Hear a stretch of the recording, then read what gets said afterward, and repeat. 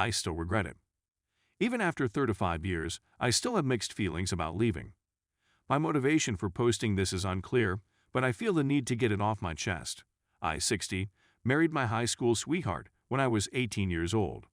He was well-educated, bright, and charming, and the kind of guy who could hold a room's attention. He was incredibly outgoing.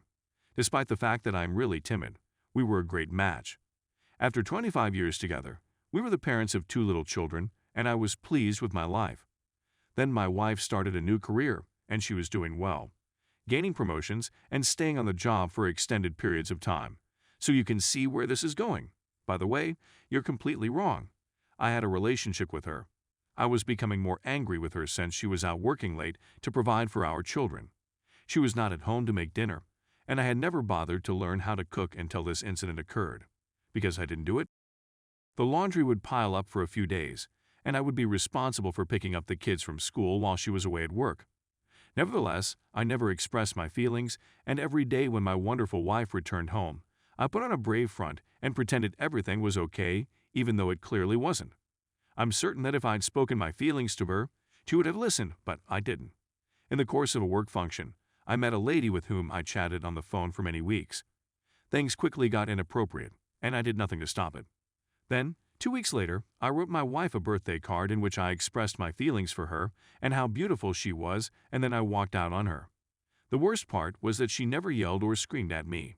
She did nothing except stand there and watch me pack up my possessions, all while my children were playing in the next room, completely oblivious of what was going on. She didn't say anything, just stood there crying softly. I caused pain to the one who is the most important in my life. She was dismissed because she was unable to cope with the school run and the extra child care arrangements. As a consequence, my alimony payments had to be increased, and I despised my ex-wife for making me do so. Looking back, I can't believe how self-centered I was. The woman who I had fooled and who is now responsible for raising my children on her own has requested extra monies in order to provide for them. I just saw them every other Saturday, and that was about it. My AP and I were estranged very soon. She didn't want anything to do with me, and she didn't want anything to do with me in particular when I was almost bankrupt due to alimony payments, which she took advantage of. In spite of the fact that she never expressed how much she was affected by my actions, I could hear her sobbing herself to sleep on the few occasions when I had to stay over with the kids for whatever reason. When I left, my wife was the one who eventually filed for divorce because every time she asked if I had hired an attorney, I replied, "I'm not ready." And she eventually filed because she said it was too painful. I spent years resenting my wife for stealing my money, when in reality, she had done nothing wrong, and I still loved her but was too proud to admit it. When I was unhappy, I would say things like, "I haven't loved you in a long time, but I have stayed for the children." And she would never say anything in response. That's something I'll never be able to forgive myself for ever again. She was adamant about making things work, and she fought for me every day for months, but I was indifferent in her efforts. She admired me despite the fact that I disliked her. Then she met Mark, who was much older and wiser than she was, and he fell in love with her in the same manner that I should have fallen in love with her.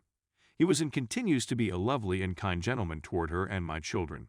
Seeing someone else fall in love with the person you were intended to be with for the rest of your life is one of the most difficult things I've ever experienced.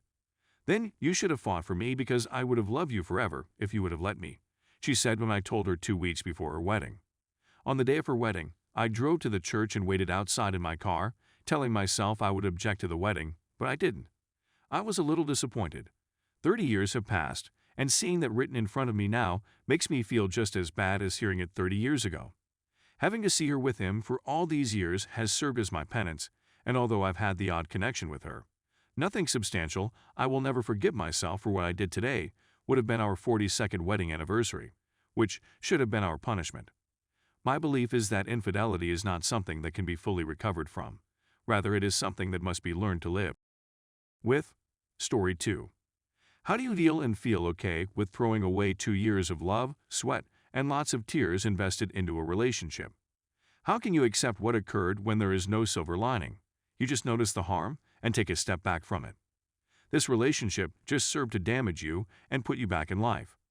All they did was steal from you, squander your time, degrade your self-esteem, take your money, and remove your hope and happiness.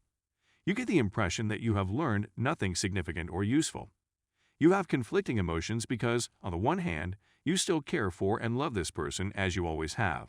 But on the other hand, you begin to see them for who they really are and everything that they have done to you, and you become furious and disgusted with them. You are filled with rage. With your love covering up all the terrible, the blinders gradually dissolve, and you no longer notice them. You no longer view them through rose-colored glasses or in their potential or version that you envisioned, but you see them for who they are and what they have shown you, and it is something really nasty. What is your thinking process for overcoming those painful sentiments of remorse, as well as indignation and even hate for the individual who exploited you? Whether they cheated, led you on, feigned to desire a relationship to mind FKU, and put you through this hot and cold period before abandoning you like old hard cold McDonald's French fries for the birds to consume. I have difficulty letting go. It pushes me to face a slew of demons. The way things ended makes me rethink the whole relationship. As if it were all a deception, all a ruse to take advantage of me. I now see how tightly I was clinging to a delusion. I had to think he loved me or everything would be as horrible as it seemed.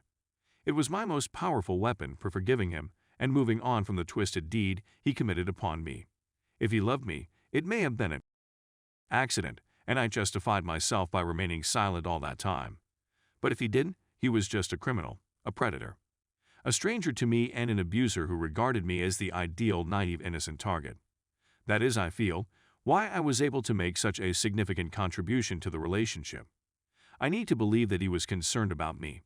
That was correct, by the way. It pushed me to give all I had, which only helped to exacerbate my predicament.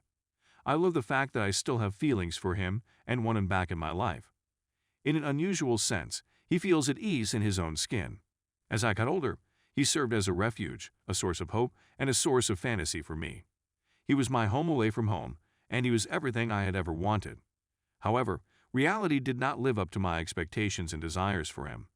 There was a lot of potential there, but it always seemed like we were on two completely different time schedules from one another.